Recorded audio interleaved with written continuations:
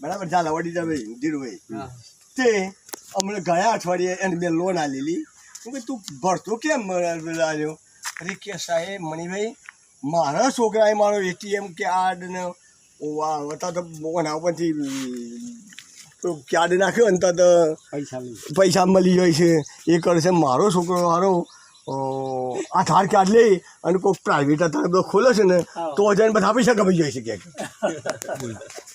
મને મારા ભાઈ કે દાખલ કરી લાવો પણ કે હું પૈસા લઈને આવું છું તે જોએ છું પણ એ મારી વાત સાંભળો એક મિનિટ